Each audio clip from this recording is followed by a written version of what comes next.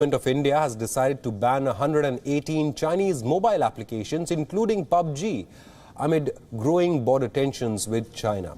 The ban on Pubg has been in the offing ever since India banned 59 Chinese apps in June. Many experts had predicted that Pubg would be next in line to be banned. The government was reviewing close to 275 Chinese applications over reports of data sharing with the Chinese communist regime.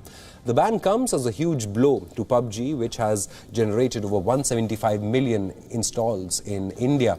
India is by far the largest market for Pubg. While the app is owned and operated by a South Korean company, the Chinese conglomerate Tencent has significant holdings in it. In fact, Pubg's distribution in India is handled by Tencent Holdings. Joining us on this broadcast is Beyond's principal diplomatic correspondent, Siddhant Sibbal, with all the details on this breaking news update. Siddhant, over to you. Indian government had earlier also banned close to 60 applications over data theft and national security issues. Can you give us details about this latest list of apps that have been banned by the Indian government?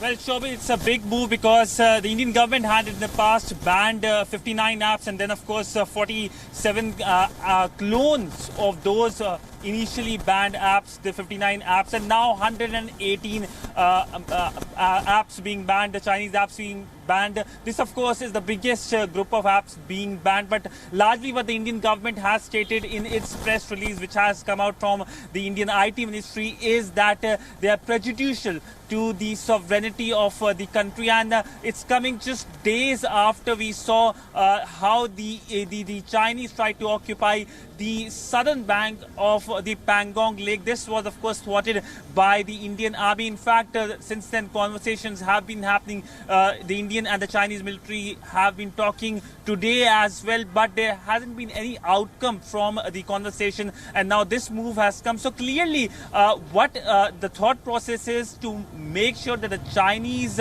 suffer. There are punitive action measures by the Indian government in several sectors. So if we look at the tech space, we have seen apps being banned. Now, of course, the entire list is more than 200 apps, Chinese apps being banned by India. But other than the tech space, it is the investment space. We know the Chinese investment will face more scrutiny. That means more trouble for any Chinese investor to invest here in India, which, of course, is a negative news for any Chinese investor, given the fact that the Indian economy is a pretty large economy, and it's just not the investment sector.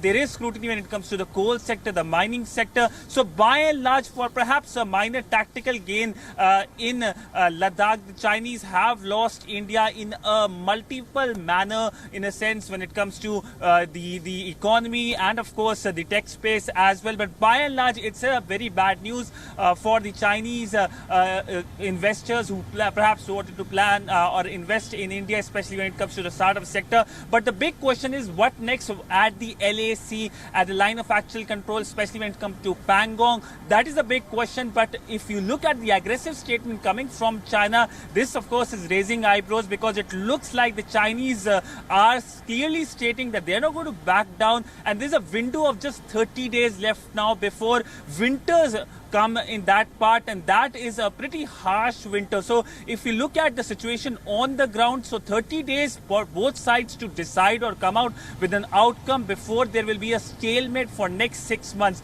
So by and large, both at the military level and at the diplomatic level, conversations are happening. In fact, the Indian Defence Minister Rajnath Singh is in Moscow for the Shanghai Cooperation Organization Defence Ministers meeting. The next week we'll see the Indian Foreign Minister going to Moscow for Shanghai Cooperation Organization's Foreign Ministers meeting. What is interesting is that the Chinese counterpart will be present. As of now, there is no scheduled meeting between their counterparts. But the big question is, will Moscow in certain way help to ease out the situation, or situation remains like this?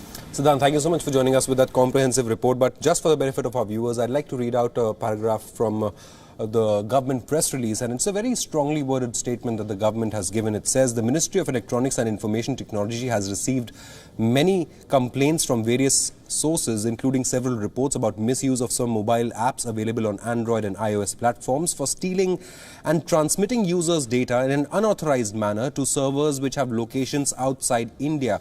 The compilation of these data, its mining and profiling by elements hostile to national security and defense of India, which ultimately impinges upon the sovereignty and integrity of India, is a matter of very deep and immediate concern, which requires emergency measures. So concerns continue over these Chinese apps sharing data with not only the Chinese Communist government, but also harming user privacy and national security.